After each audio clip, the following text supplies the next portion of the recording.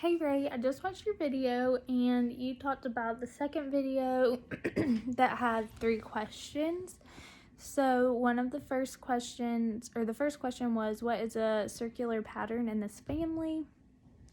And you kind of explained what circular pattern was. So it's pretty much just a cycle going back and forth between 2 people or 3 people or however many.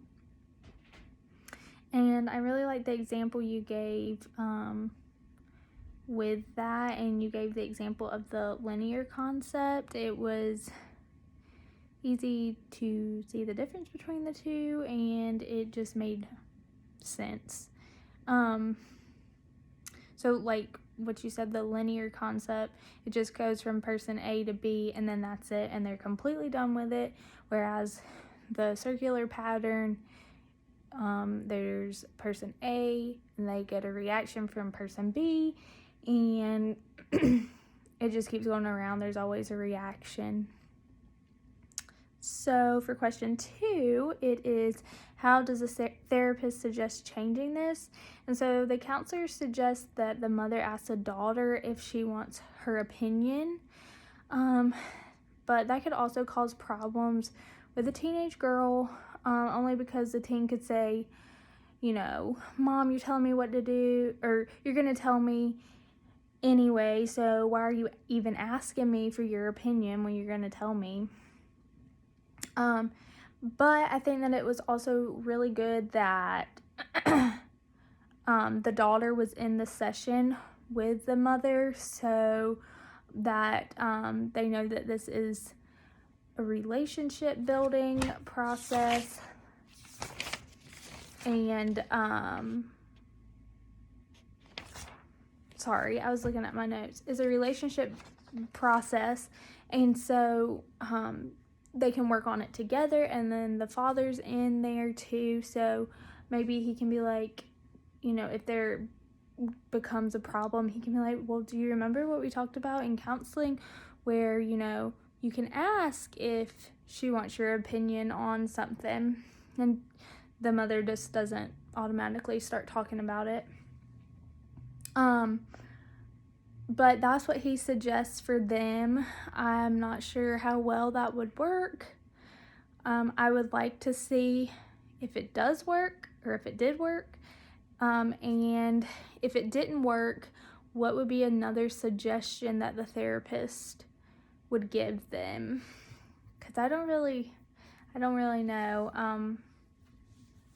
Teenagers are kind of hard, and that's why I have my primary kids. But anyway, your last question, or the last question that was asked, was about an example of how you've seen circular pattern in your school. And I really enjoyed your example, and you talked in detail about the kind of school that you worked at. So one of the things was that their behavior feeds off one another at the school that you work with, just because a lot of the students there, well, I think all of the students there have behavior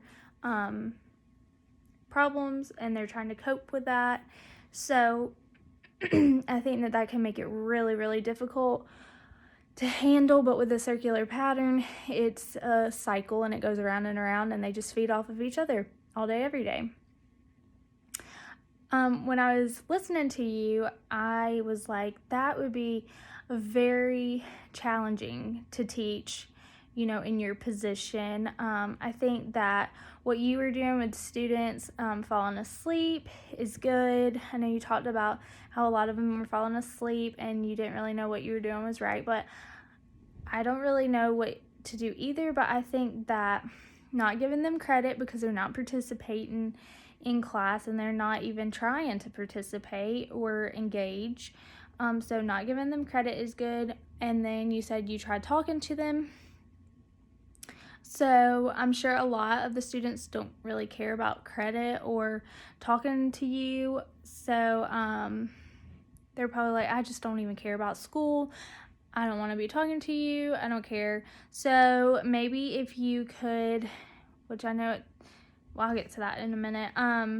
if you could engage the students as much as possible throughout the lessons. I'm sure you do, but just maybe think of fun activities that are hands-on or moving around and things like that, just to get them engaged. I know, or it may work to keep some of the students awake, but I know that behavior like that can be very tricky, and if one kind of has a breakdown, then especially with a circular pattern, another one's going to have a breakdown, and it's just going to go around, and then you'll become frustrated with your fun lesson that you thought would be engaging for all of them, and your students could stay awake. But I don't know. I don't think that was any help for your situation.